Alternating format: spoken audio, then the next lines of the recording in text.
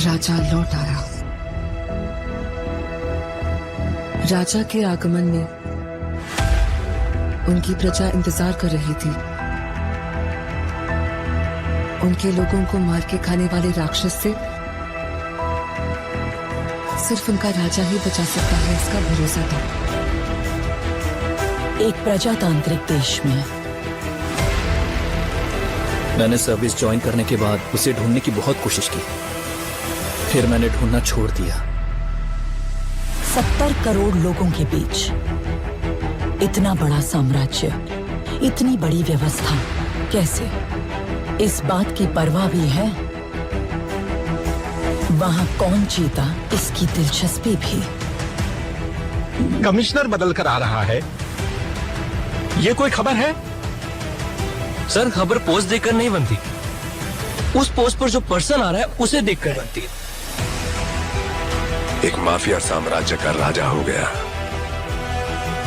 उसकी अमानवीयता को नियंत्रित करने के लिए कोई अंकुश नहीं था। ये सरकार को अच्छे से पता था।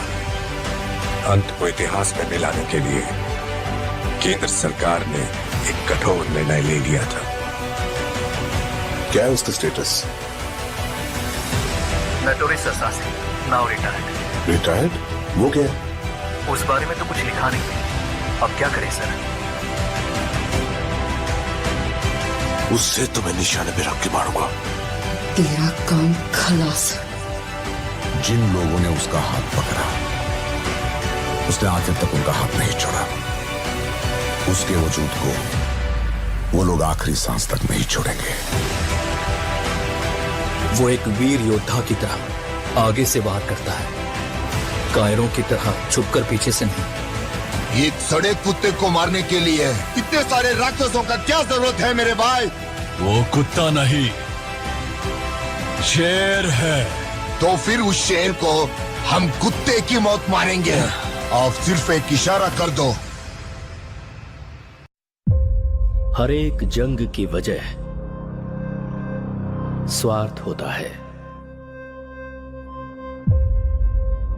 और उसका अंत इतिहास।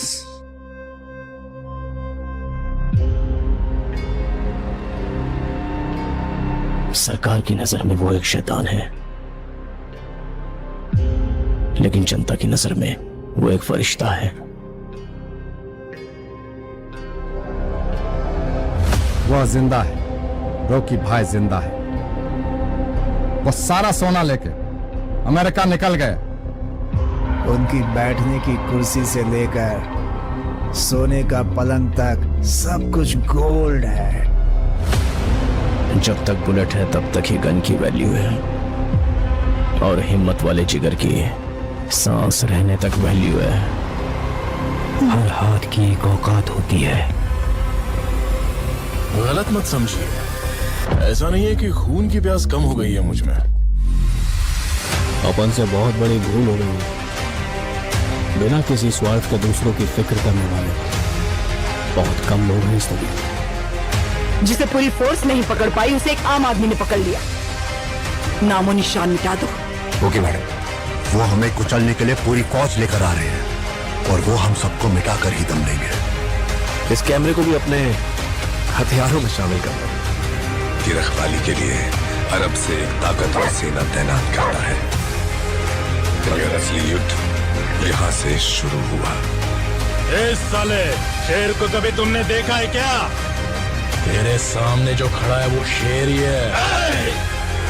वहां पर हुई एक घटना एक साम्राज्य के निर्माण की शुरुआत और एक साम्राज्य के पतन का कारण हो गई। तेरी कहानी की शुरुआत अच्छी है, खत्म वो करेंगे।